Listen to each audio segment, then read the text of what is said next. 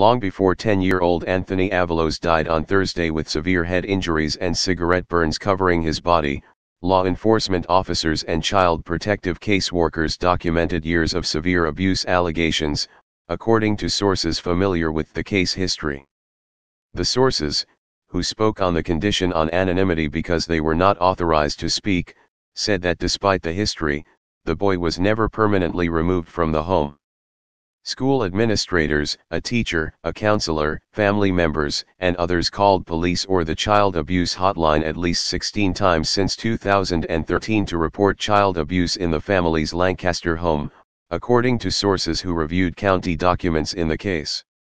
The callers said Anthony or his 6 siblings were denied food and water, sexually abused, beaten and bruised, dangled upside down from a staircase, forced to crouch for hours, locked in small spaces with no access to the bathroom, forced to fight each other, and forced to eat from the trash, the sources said. Most of the allegations of abuse made by callers concerned Anthony.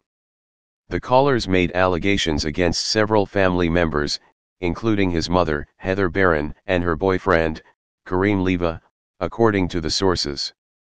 The sexual abuse allegation was made against another family member who Barron and Leva continued to use for child care even after being made aware of the accusation, the sources said.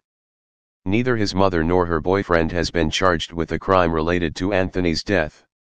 Barron and Leva did not respond to requests for comment for this story.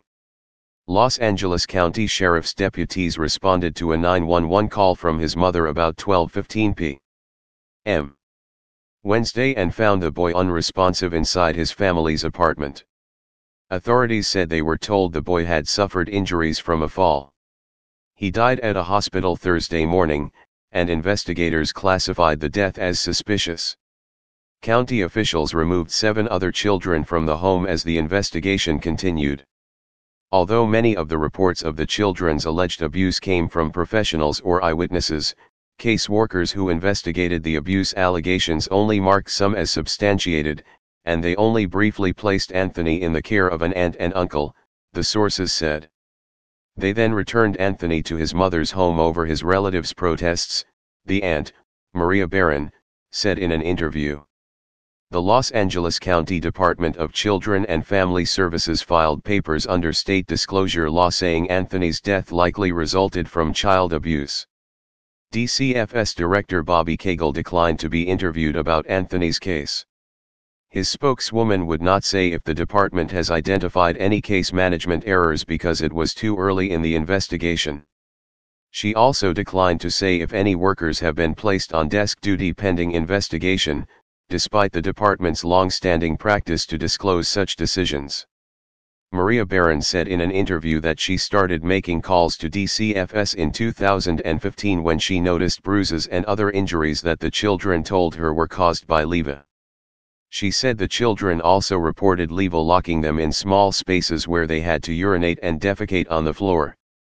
At one point, Maria Barron said she physically barred the children's mother from retrieving them after a visit, and her husband called police in hopes that they would also become involved. But the children later recanted some of the stories of abuse after speaking to their mother, Maria Barron said. The caseworkers and police appeared to accept those retractions at face value, she said. Anthony's father, Victor Avalos, who lives in the Mexican state of Colima where he sells hot dogs, said Anthony was born when he and Barron were both teenagers. In the years since, he said he lived in despair as he watched police and caseworkers take no decisive action to remove Anthony from his mother's care. I knew that he's not getting attention. He's not getting love. He's not getting food, Avalos, 29, said. He said he begged Barron to allow Anthony to come live with him, but she refused.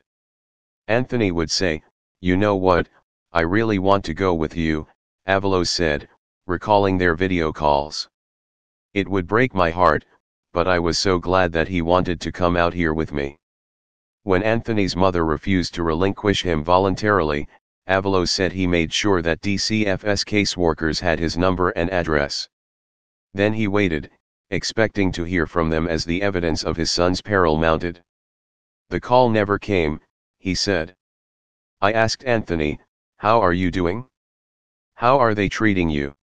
He would just put his head down, he said. Anthony was scared to talk. The department has the power to petition the court to place abused children with family in Mexico, but as a Mexican citizen, Avalos did not have the documentation necessary to come and retrieve Anthony on his own. Instead, child protection caseworkers tried to work with Baron to improve her parenting, according to the sources. Baron, 28, at least twice entered the department's family maintenance program, where she received parenting classes and other services meant to remove any safety risk to the children.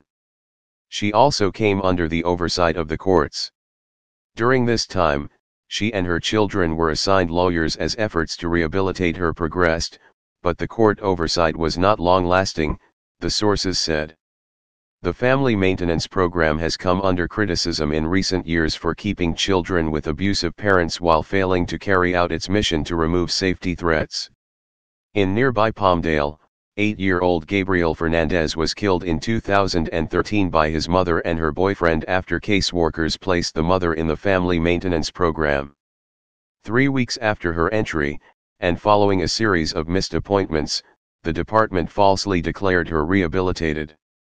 A spokeswoman for the sheriff's department, which handled some of the police calls, declined to detail what actions the agency took in Anthony's case.